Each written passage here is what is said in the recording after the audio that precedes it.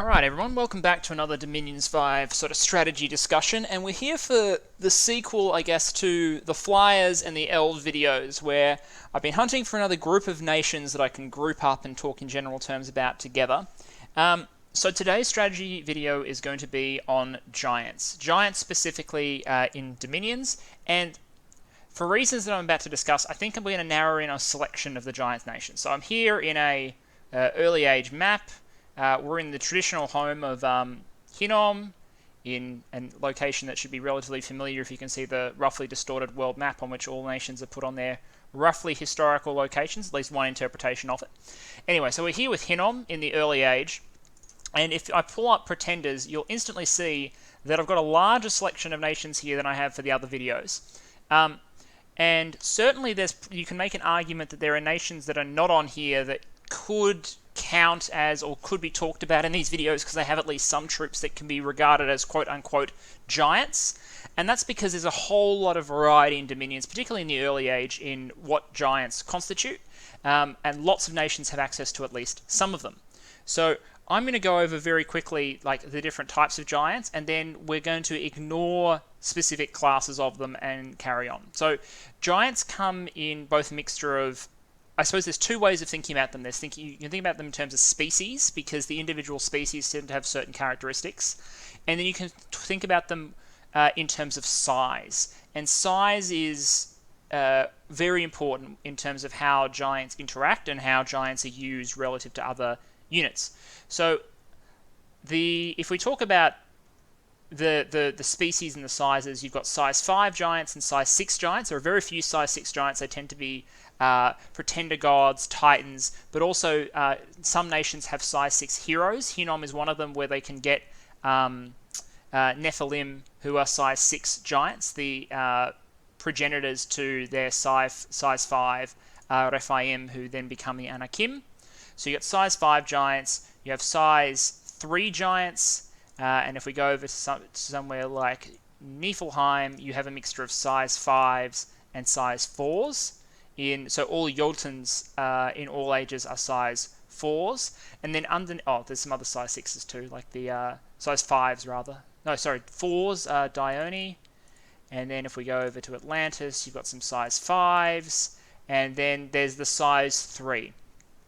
And the size 3 giant is something I'm going to mention quickly at the start here, and then really not talk about this video. I think size 3s probably deserve their own discussion, and then probably better done as...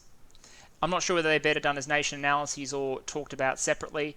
A size 3 is a hybrid between a giant and between a true giant, which is a 4, 5, 6, and a human, which is a size 2. They sort of sit in this sort of middle category.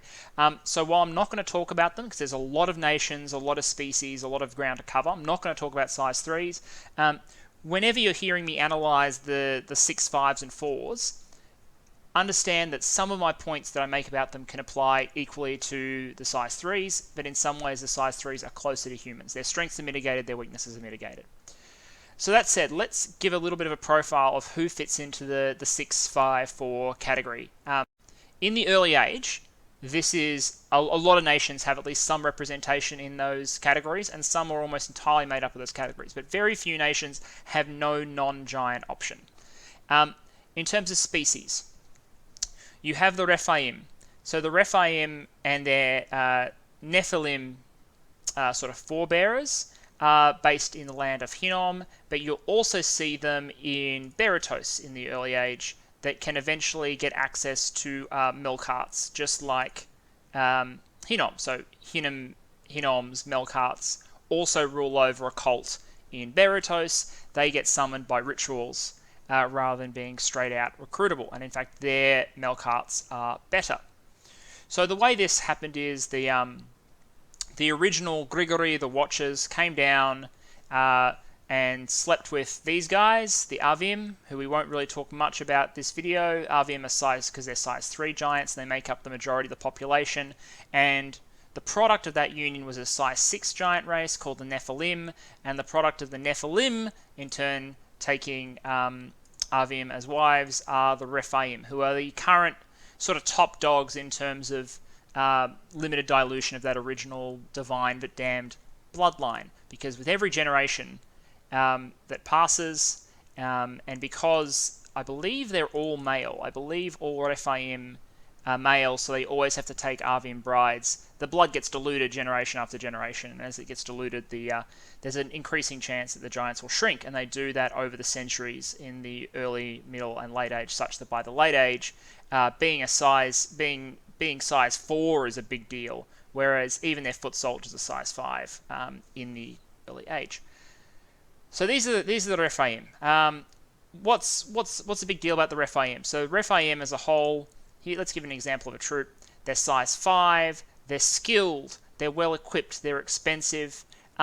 This is sort of the no compromise species of giant. They don't make compromises in anything except for cost relative to other sort of units. They have relatively good skills. They tend to be very well armored because they're large. They have very large hit point pools, and we'll talk about the significance of that size once we've done a summary of the species. So all in all, I would say this is the you only skimp on. The only compromise you're making is you spend a lot on them sort of category. They also come with fire resistant. The other compromise you make in the early age, but not in the middle age, is that they're population killers, and they cause unrest in the early age. So even their troops eat up your provinces over time because they're bastards basically. They are evil. They eat people. They're bloodthirsty god kings. They're just terrible. They're absolutely terrible. If the devil horns didn't give it away, they're evil. So that's one species of true giant. The next ones to talk about are probably the Nephils and the Jotuns. This is important because these guys, not the Nephils, but the Jotuns stay in dominions all the way through the late age, where they continue to eke out an existence. And they're also significant in that in the early age, they actually have no humans in their roster. All giants all the way. So two species. Size 5 is the Nephils, and you can get them in both troop form and leader form. This is not a nation analysis, but it's good to talk about their availability. Defining elements of Nephil troops. So for both Nephils and Jotuns, the technology is not really the same up north as it seems to be in Hinnom, so protection is usually lower. Skills are usually a little bit lower than the Rephaim. However, among the Nephils, what you get are ice protection and cold power and a chill aura. So they freeze units around them, they have ice protection, and they're better in cold climates. So just generally, they're a much more climate-dependent version, much more climate-dependent rather than the Rephaim.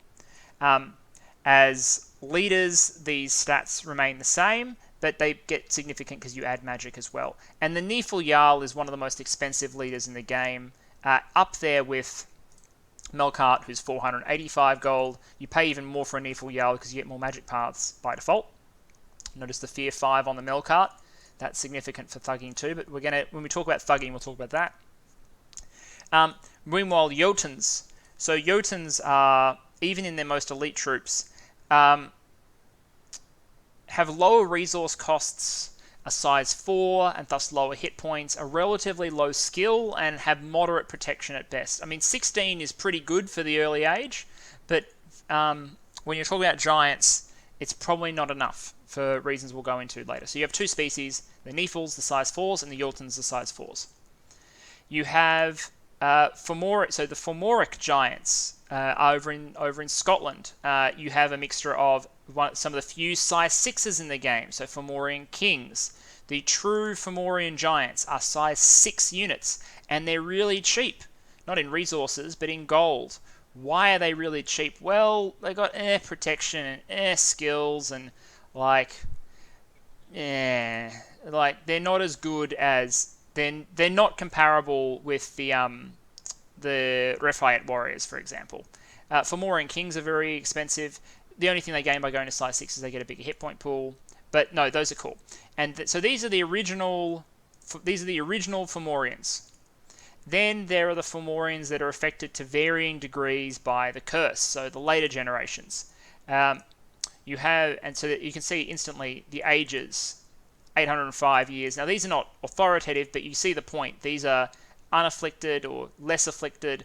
The unmarked are afflicted and thus smaller runtier, so they're size 4s now rather than size 6s like their uncursed ancestors.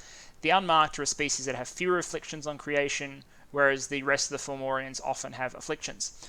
So Fomorians as compared to Jotuns, again, size 4, so similar sort of hit point category, again, relatively cheap, again, relatively poor skills, and a lot of them can come with afflictions, particularly when you're talking about militia.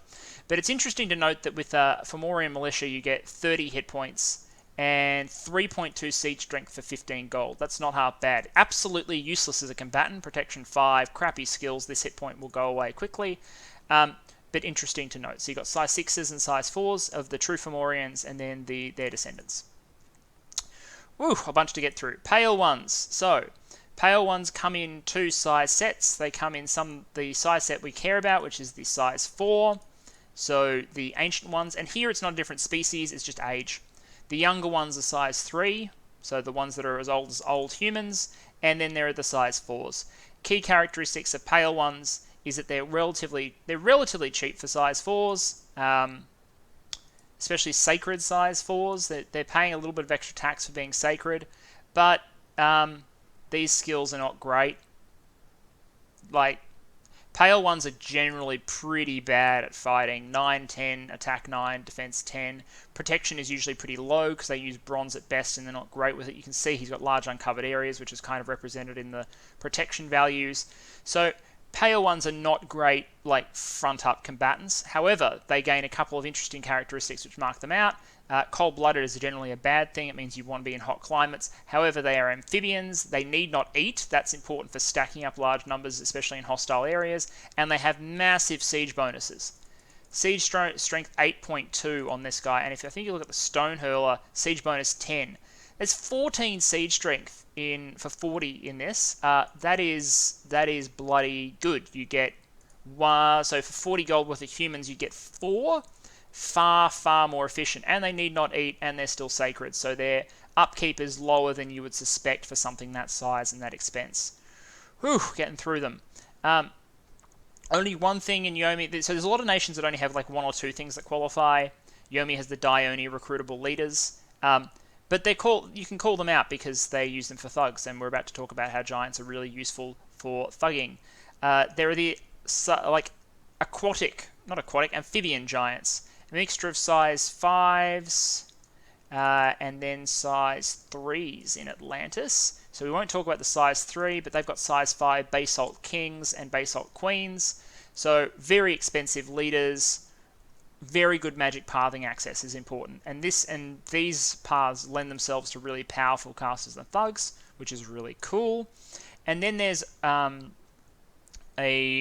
weirdo sort of nation, which is Mekone. And Mekone is interesting because, and we'll talk about it when we talk about drawbacks, their troops have formation fighter, which makes their size 4 giants in some ways act like size 3s, and in some ways like size 4s, having essentially the best of both worlds. So these are the Gigantes and the Cyclops. So the Cyclops are size 5 giants with low stats, but you only have them recruitable as commanders anyway in the early age. So low stats, expensive, but very good pathing, good forging. You have and then you just have the Gigantes, who are size 4 giants. However, they're size 4 giants that come with Formation Fighter when they are in troop form. That means the Hoplite, the Ectrodromo, and the amazing Disco Bolai, who throw discuses while being naked, exacerbating some of the worst problems and ignoring the wisdom of the Gigante Hoplites, who have 21 protection and thus are good. Okay. So that's an overview of the sort of species of giants that you'll see. Some of these persist throughout the ages, some of them don't, new ones emerge. In particular, Mekone, the Gigante, disappear from that line of nations, and they actually move into the Berytian line of nations in Phaecia, and they end up getting Cyclope troops eventually, and getting Phlegron units, and that means the giants get larger, so they become size 5 in the Middle Age, size 6 as the Lestrygonian tyrants in the late age. Atlantis loses its size 5s and gets size 4s instead, as the Basalt Kings are wiped out and the eldest of the Shamblers take over instead. Agartha loses its size, well, gets fewer of its size 4s in the Middle Age, and then has none of them left over except for heroes in the Late Age. Whereas these, and Hinnom, of course, undergoes its degradation, wherein the Horites, the size 3s that I didn't talk about, those disappear, the Arvim stay, and then the size 5s sort of undergo degradation, whereby it's a mixture of size 5s and size 4s, and then it's mostly like 1 or 2 of the really big guys, and mostly size 3s and size 4s as the blood thins over time. We'll save that for nation analyses. Let's, having done that overview, talk about what makes giants different, and then how does that impact your strategy, your operations, and your tactics. Fundamental characteristics. What does a giant give you that is different to everything else? So if you look at a giant chassis, what do you gain? Is a Rephi the best example? No, I think I'm going to use, to illustrate first, I'm going to start with a Jotun. So what does a Jotun give you? Giant chassis are unified in these elements. 1, you have higher hit points than a human unit, but not necessarily more hit points per gold than you would otherwise get. Pale ones can give that to you, and militia units can sometimes give that to you. So here you pay 20 gold for 30 rather than 30 for 30, as you would buying 3 humans. So you get a relatively large stack of hit points per gold expenditure, but it's most significant when you talk about leaders. You get a lot more hit points in your leaders, and thus your potential thugs, and in your mages. Giant mages have far more hit points than human mages. So hit points. You get hit points. What else do you get? You get really high strength. Strength translates well into relatively well into siege power. So most giants are as efficient as humans, and a few niche giant units like the hurlers are far better than humans at sieging.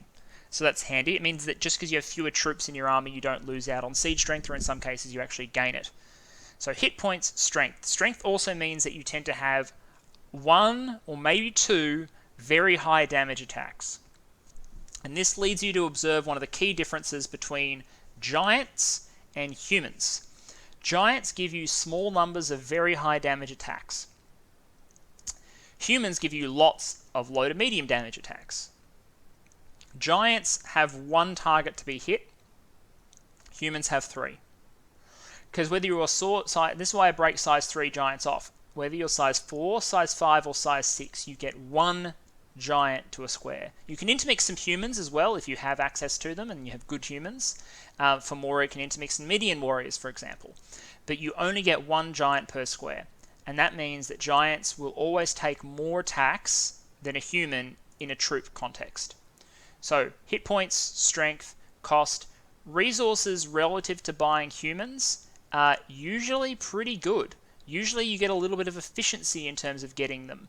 A Rephi warrior gets pretty expensive. If you talk about Ahiman Anakites in the Middle Age, again, they're quite resource expensive. But you're getting the equivalent of armoring several humans because you're protecting a larger pool of hit points. And here's an example of that double attack thing I was talking about. 1 at 22 and 1 at 31. Those are really high damage attacks. So that's a cool aspect of giants. So what are the defining elements that we can take out of that? I think the most defining elements are hit points, and then the relationship between attack density, target density, and your damage. Because giants, let's break the troops and the mages out here separately. Giant troops are very good at killing things that they hit. However, they don't swing enough to be truly killy relative to humans. At the same time, giants tend to take lots and lots of attacks. And what that means is, because giants don't have superb defense skills in most cases, like 12 in the Jotun Huskar, if they start taking multiple attacks, and they will, from 3 opposing troops, the harassment penalty, because they're not mounted, will rapidly drive their defense skills down. Giants in a battle line with no mitigation will usually get chewed the crap up by humans.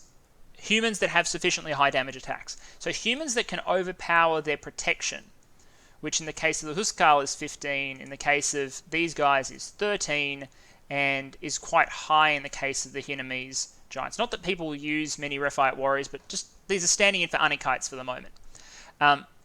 If you can penetrate this reliably, and you'll harass this defense penalty down, these hit points do not last, especially when the gold to hit point ratio is very low. The hit points on Giants troops will not last in a troop lineup facing human infantry that do sufficiently high damage attacks. This is why the nightmare for Giants in an early game is actually Ormish Axe Warriors or something like that, because Axe Warriors have 2 medium attack value but very high damage, like 20 plus damage attacks with axes, which means a square of Axe Warriors costing 30 gold, so costing less than this guy. A square of Axe Warriors will receive 1 attack skill 10 stab from him. If he hits that Axe Warrior, he will kill them. But in return, he will receive between 4 and 6 swings at attack value around the same. And those will progressively drive his defense skill down, I think, several points at a time. So he will take hits. He will take multiple hits per turn, and he will take lots of damage per turn.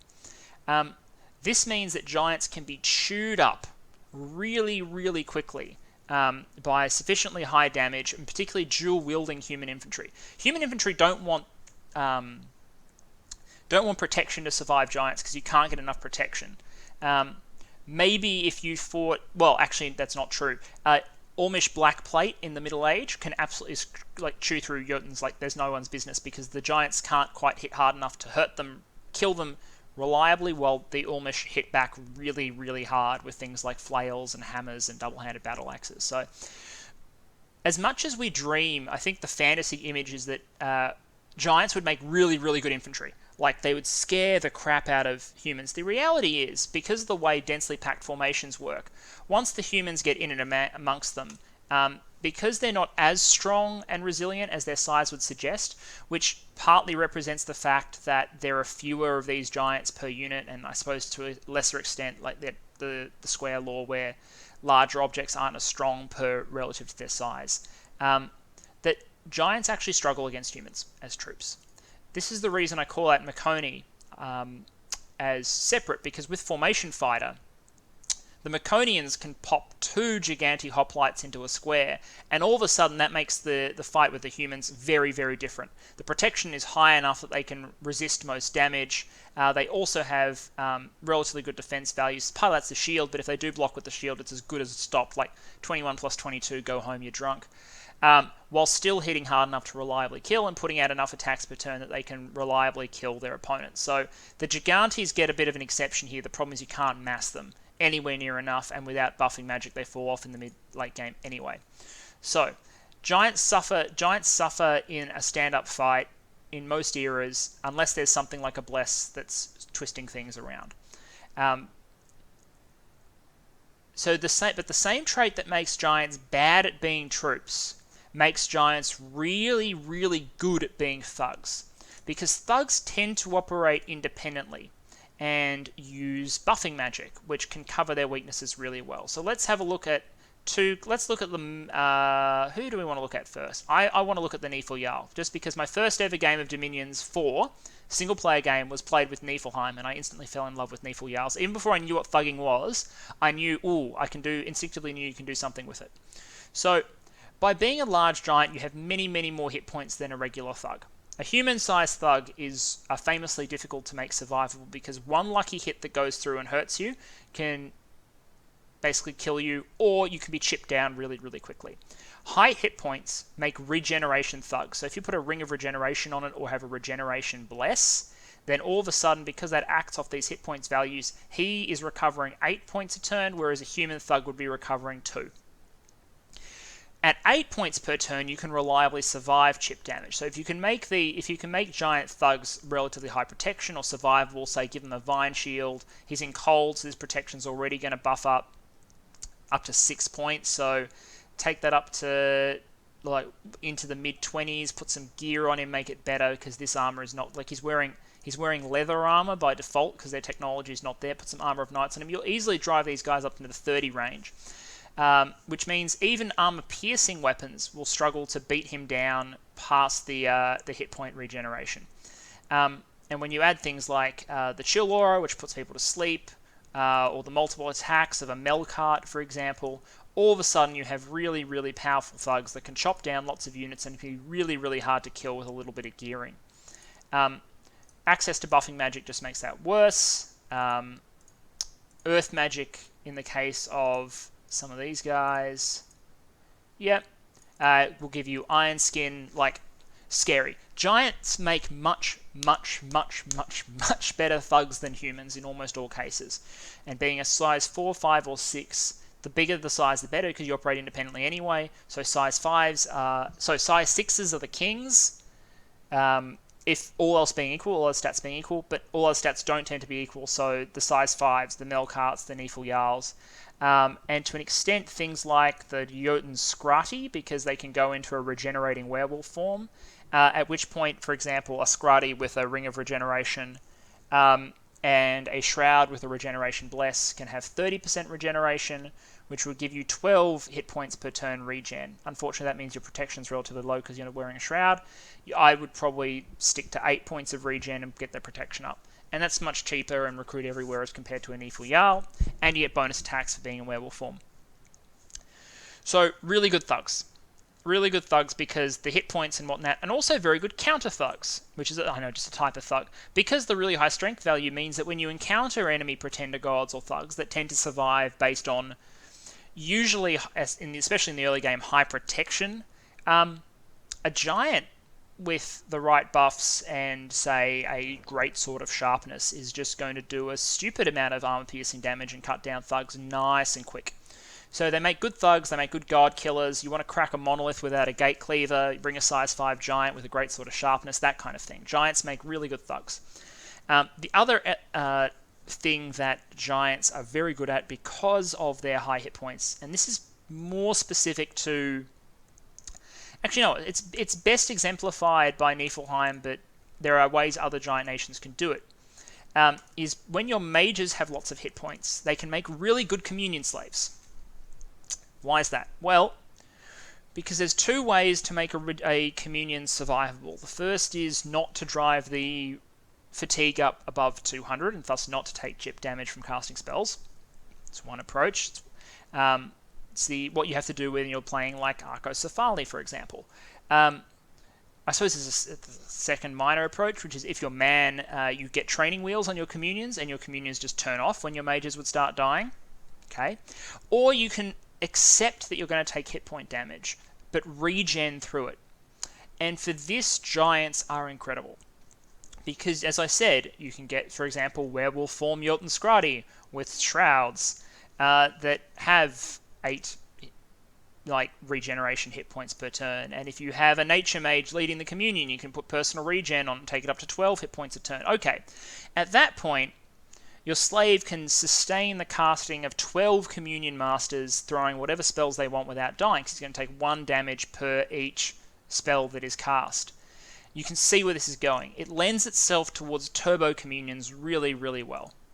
The Scrati is obviously the king, so 4 Jotun Scrati can provide a 2 boost to up to 12 communion masters, as long as they're appropriately regened, or 8 if they're not fully regened, and just you can just go for your life at that point.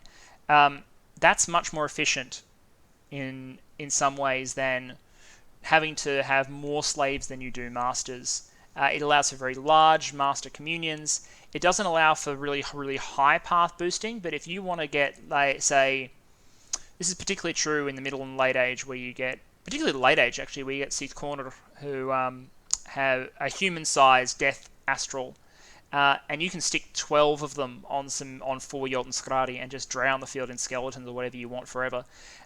So giants make very good turbo communion nations. You see this in...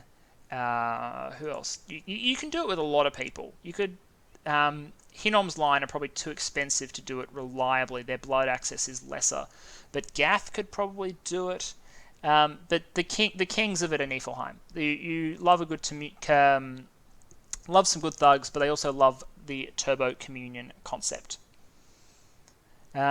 Anything else I need to say on general characteristics of them? I don't think so. I think that's it. I think we're talking about hit points and strength and low attack density and high target vulnerability. So how does this affect how you do things?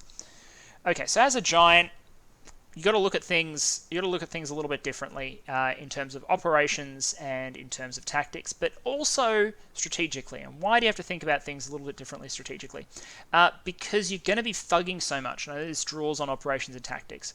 You're going to be thugging a bunch because you want to avoid conflicts where your troop lineup gets tested by people. If you're not Mekone, if you don't want your troop lineup tested by people who can easily beat it efficiently. So there's a lot of human nations out there that will school your troops.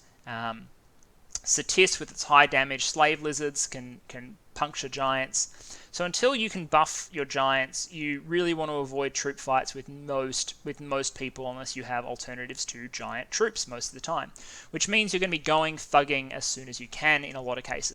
Now, I'm not saying that to be prescriptive, because it's not a nation analysis, and there's a case for using troops in some of these nations, and there's a case for when to use troops and how to block with them when to use them. But no, let's focus on we're probably going to be thugging. How does that affect how we shape our strategy? Well, surprisingly, being a thugging-based nation actually gives you a lot of freedom of movement that relying on balls of armies doesn't.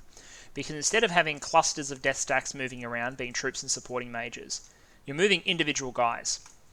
And giants tend to have quite large map moves, and you have options to increase the mobility of thugs. You can put Boots of the Messenger, you can put... I love winged shoes, I love flying thugs.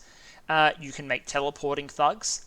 And in this way, your strategic options become much closer to those of a flying nation than you might otherwise expect.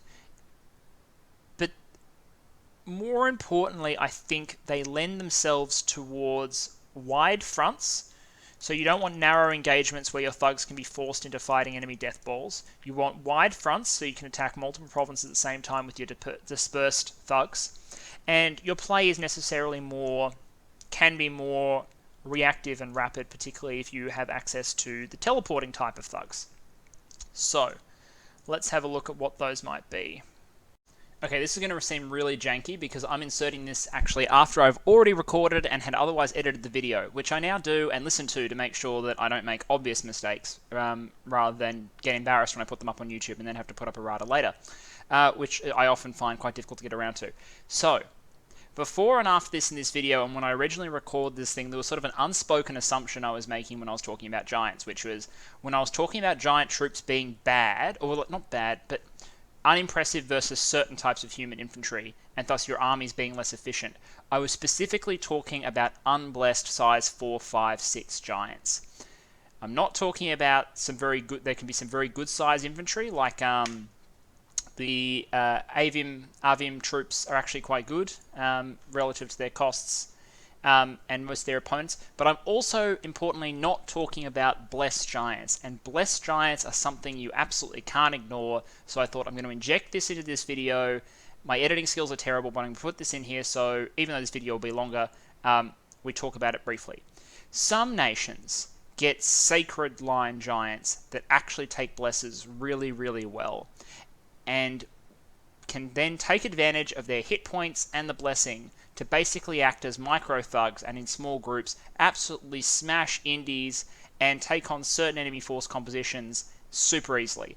The most obvious example are the Anakites of Ashdod in the Middle Age, where you have berserking, multi-attack, relatively high protection, high hit point giants that come out of your capital, and with something like regeneration, blood bond, and in the extreme, things like fire and shock resistance or fortitude, can be so survivable that small groups can cream independence, and an enemy with troops that aren't designed to face that threat, or even troops that are designed to face that threat but without mage support, can be rolled pretty early on in the game. So, as much as I talk about giant strategy and operations and tactics being shaped by having relatively inefficient troops, there are hell-blessed giants out there that can expand really, really well with their giants and win early game wars, usually leveraging a regeneration bless on their really high levels of hit points. The later versions of the Niflheim line get Garm Herdings. Garm Herdings with regeneration are pretty good. They hit really, really hard, and they can survive a lot of independence by virtue of their bless. Blood Bond can make Giants even more survivable by spreading it out. And you can see there is a strategy for Hinnom, which involves putting them on the Rephaim, but most people prefer to use Avite troops instead, because that gives you the opportunity to actually take some scales rather than an absolute Hellblast. So I thought I'd insert that there. Listen to the rest of the video, but listen to it with the understanding that, yes, I know Hellblast Giants exist. They change your meta a lot. There are videos out there on how to leverage Hellblast Giants. There's a very old video by General Confusion called Why Anakites Are Scary, which illustrates this in a very... He does a very unoptimized example of how you can do really, really rapid expansion, but most importantly, relatively thoughtless expansion. If you're a beginner at this game, expanding with Blessed Giants is not difficult. It's a really simple stratagem. It has its limits in multiplayer, but if you're talking about something like Ashdod, people will still be very, very scared of a rush Ashdod. And if you spawn next to them as a certain nation, a certain build, you may just be dead, because Mega Bless Anakites can come for you and ruin you. We saw this in the Nazca game, where I was terrified of them, but they ended up matched against a force they weren't designed to fight, which was Urmor and Urmorian Lictors specifically, and they died there, but not every nation is Urmor with Lictors. So that's my comment. Obviously, your strategy... But most importantly, your operational tactical behavior change if you have Mega Blessed Giants. Your expansions become based around small groups of Blessed Giant Sacreds that can ruin independence with 0 attrition. Your early wars rely on having parties of Blessed Giants, bring them together in picking the appropriate quantities, and really using troops until you start getting gear to start bringing out thugs. Very different from the standard Giant meta, which involves, and that means there's tactics all of their own. Your tactics then have to evolve when enemy mages that can counter your Mega Blessed Giants come out. So if Lightning Bolt casters start coming out, you need to start bringing Shielding Chaff and tools to avoid being murdered by those Lightning Bolts, unless you have like a lot of shock resistance, you're blessed, for example. So I'm going to recut the video. I'm going to inject this commentary. There's other things that I missed, but this is the only one I considered so important that I wanted to have a correction in the video before it went up on YouTube. Sorry, recording cut there for a moment. I had just talked about high mobility thugs. And I was about to talk about the Dione, because I famously saw some air-empowered Dione used to great effect by Lucid Tactics to teleport in and wreck enemy forces and thugs that were vulnerable to this sort of thugging. Worth thinking about. So, strategically, what thugs allow me to do is, one, cover a lot more territory quicker compared to what an ordinary troop nation would, because I don't need that ball of mages effect in order to empower troops past the earliest parts of the game. And in the earliest parts of the game, having a bigger ball of troops than the other in order to efficiently beat PD and counter small enemy armies is important. So thugs are great at covering lots and lots of territory really, really quickly. This is why you'll see Wraith Lord raiding become such a feature of late game so often. They cover lots of territory, and they give your opponents 2 distinct threat profiles to worry about. So, if I'm gearing up to fight someone who is really good at thugging, I have to prepare to face 2 possible threats. I can have to face an army. So, to face an army, I want I want my own troops. I want to buff those troops, more troops than the enemy. I want perhaps evocations and summons that are designed to beat down on that army. Something like Earth Elementals can be really, really good at that. Sometimes Air Elementals are good tramplers. Anyway, the point is, there's a lot of things that go into thinking, I want to kill a line of Jotuns, so I'm going to bring a bunch of Axe Warriors. But if you know the enemy also has access to something like a Nephil Jarl, and that Nephil Jarl... So if you want to move on to where an army is, and that army might instead pull out, and in its place you might find a Nephil Jarl that is functionally immune to ordinary troops, then you have to gear your response options to be able to deal with both, at this point, the super combatant option, or the thug option, or the army. And it gives your opponents a lot more to think about and a lot more to plan for, and a lot more guessing for them to do, which allows you to introduce uncertainty into the equation. And when you introduce uncertainty, most people tend to respond with risk-averse behavior, which is to bundle even more assets and build Swiss Army forces that can deal with whatever they face, which means the opponent has fewer forces, which means you can then break up your thugs and raid, and if they disperse, well, you can go kill their army. So you trade a weakness in your troop lineup for and more expensive mages. Bearing in mind you're paying for a lot of hit points and things that you don't necessarily want when you're talking about giants, for the freedom to use super combatants, thugs, turbo communions, and a bunch of extra tools which complicate your opponent's decision making and planning. A note there, because I don't think I mentioned it properly earlier, is that some giant nations do struggle because they have giant mages. The same elements that make them very good at being turbo communions, so high hit points and whatnot, can make them really bad research nations. Because if all a Gigya, for example, is going to do is sit in a lab forever, why on earth are you paying all this gold for 37 hit points? It's going to sit in a lab and read a book. Compare and contrast with, let's go to Berytos, that's going to have ordinary humans. 80 gold for 11 research. Excellent researcher by comparison. And with magic scales, this relationship gets even worse. Does mean giant nations can absorb some drain, hypothetically, because the efficiency loss is less. But they're already so bad at research that do you really want to take that sort of loss? So giant nations, it depends on what else is in the lineup. So for example, if you're Fomorians, you can have druids do your research for you and things like that. But giants themselves make poor researchers.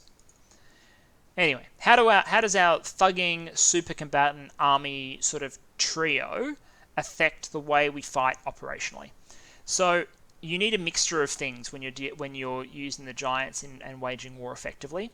You will have your armies, and you will have ordinary armies. And the reason you will have ordinary armies is because someone needs to break walls and someone needs to block for your mage balls. And if an opponent comes up to you with specially geared combat stuff designed to fight your other things, your army is probably the thing that can counter them.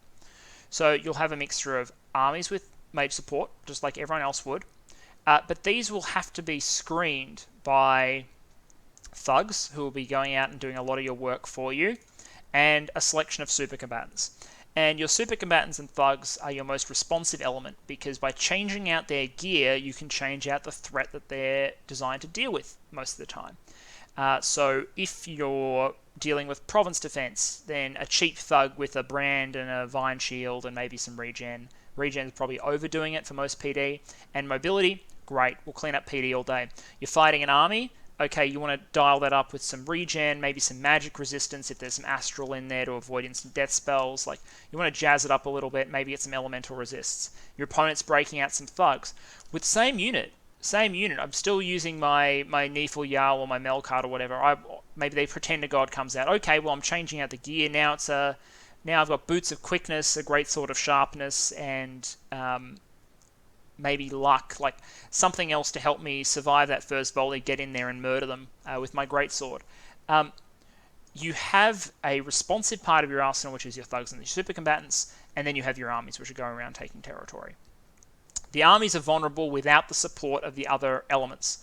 A ball of just giants, I'm not saying a ball of giants can't win. A ball of giants can be really, really scary, particularly when it's got a specific tool. So like the Nephil Jarl, the Skrati Sithkonor or the Skrati Gigya turbo communes, terrifying battlefield weapons, but vulnerable to counters.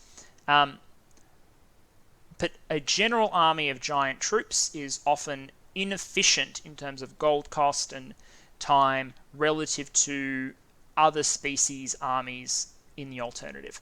So they rely on the support of their thugs and their mages to get value. So you need to operationally be prepared to fight that sort of war. Tactically, what observations would I make about large giants? Really, in terms of battles themselves, the commentary is usually more general than you might think. It's just like playing a human nation with a human army. It plods around at usually 1, maybe 2 squares a turn. It's not particularly mobile like the flies. It's not stealthy. There's nothing special about your scripting in a tactical sense. You line up and you try not to die. The difference is you want to probably prolong how long it takes to kill your stuff. You want to be careful about where you use screens, like where you use things like swarms and whatnot to keep your troops alive for longer in the face of enemy units that are more lethal. and how to make sure that you get the right troops facing the right enemy troops. So for example, you want your really high damage troops to end up on the flanks or the corners of enemy units with really high protection value, so you can get value out of stabbing them with really high damage attacks while not taking as many in return. So those tactical elements are there, but those aren't unique to giants. Parts of those relate to humans as well. The tactical element, I think, of giants, and this is something I haven't practiced, and if I play a game as a giant nation, I will practice it and I will do a video on it in a nation analysis context, is how to integrate army support thugs and how to use your mages super effectively. The first point, army support thugs, I think is a difficult one. I don't see many people use them, but when I have seen them used, they've been very effective. Army support thugs are there to fill specific purposes. They might be rear attackers that are designed to clear out enemy mage lines or force units to be rear stationed. They might be designed to block up enemy cavalry or units of infantry while not being killable, and thus making the best of the rest of the army situation. It's rare they'll be there just for raw killing power, but I guess it's hypothetically possible if you can make a cheap enough thug to do it. Army support thugs can turn the tides of certain combats. Integrating super combatants with armies is also questioned, but it's also difficult. Hypothetically, integrating super combatants with armies allows you to avoid the weakness of super combatants in that they tend to suck up all spells and focus reliably, and you disperse, like the soul slayers or whatnot get dispersed around the units and the mages of the army. However, it makes them vulnerable to HP routing and a whole bunch of other elements too. So difficult. I am not an expert on that area, but I will say that if you want to use giants to the extreme, it might be worth examining not just how to raid and use thugs and super combatants independently, but how to integrate them as army support units. And I'm interested to hear people's experiences using army support thugs and even army support super combatants. The element about mages is determining the extent to which mages can mitigate the weaknesses of your troops. And there are specific points in the game where this can be the case, and where suddenly you flip the script on your army's, I suppose, survivability. And then in a later game, you can exploit it. So what are those sort of flip points? Well, the flip points are if you can find a way to make your troops sufficiently hard, like protected or whatnot, that the enemy finds them very hard to damage at all. If the enemy has the same spell, but your additional strength allows you to reliably hurt them, then you can flip the script a little bit on who's going to win a particular fight. So let's just say you're fighting human troops with 14 damage attacks. Both you and the enemy have mass protection. As a result, you now have protection, say, 24, 25. He can no longer hurt you. Even if all of their attacks are hitting, the most they'll get in most cases are small little chips. Whereas your hits are still reliably doing enough damage to kill those troops. At that point, you need to recognize those breakpoints and take the army battles while you can. Probably a good time to storm forts, for example, even against a symmetrical opponent. The other thing is that attacks which do a set amount of damage to the entire field can make perfect sense if you have mages that have 23 hit points instead of 10.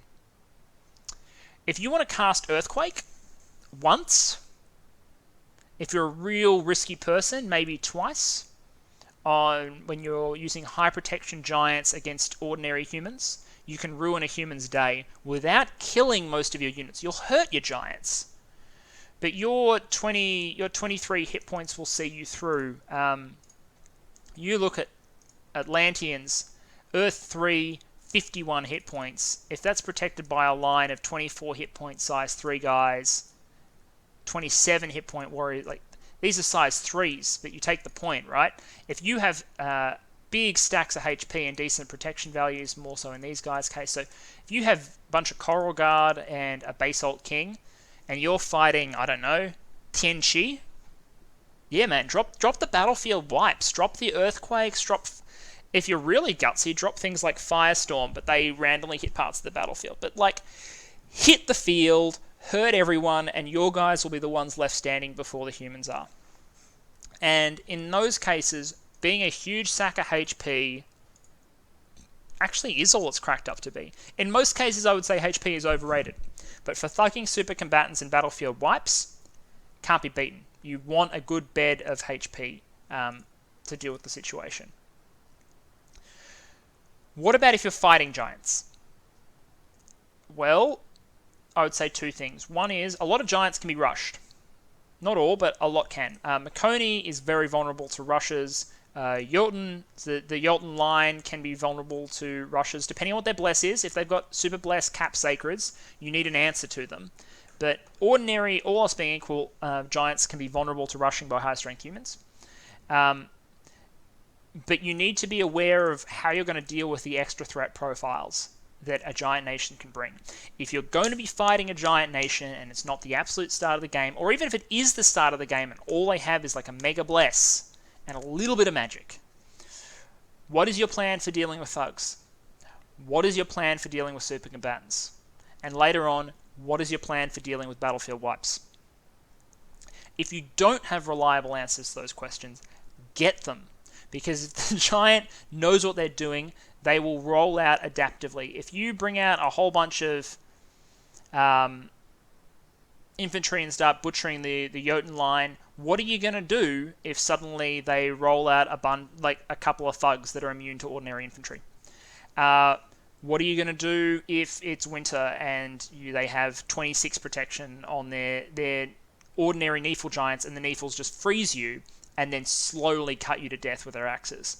What is your plan for the different profiles that they can bring against you? With giants, it's less, unlike fighting stealthers or elves or flyers, the strategic ambiguity elements aren't there, but you're going to face a greater variety of operational and tactical challenges. Because you're not just facing armies, you will be facing thugs, super combatants, army support thugs possibly, armies that are capable of switching over to what would be suicidal tactics for other people and whatnot quite quickly. Final thing I'll say, if you're fighting giants or playing as giants, assess whether or not they are the good research giants or the bad research giants. If they are someone like Niflheim and they're the bad research giants, you know that if you move relatively quickly, you've got a chance, or you know their economy is going to be shit because they're crapping out a bunch of research mages and not site searching with them. If you're fighting the good research giants, what do you get out of a... Which one is it? Armies are okay. The real example of a good I was going to talk about, like Fomoria with affordable human researchers and things like that. Ignore that. Other than that, I think that's a good general commentary around what makes the 6-5-4 giants, the true giants of Dominions, different. There are a lot of them. Something like almost somewhere between a quarter and a third of nations in the early age have access to giants or demi-giants. So you will encounter these nations a lot in almost every game. And just stick to what I said about being sure you're ready for the various threat profiles that nation can bring to bear. Have a look more closely at the nation itself, but generally, how do you kill thugs, how do you kill super combatants, and how do you kill armies, including armies that are backed up by thugs? If you have answers to all those questions, giants aren't that scary.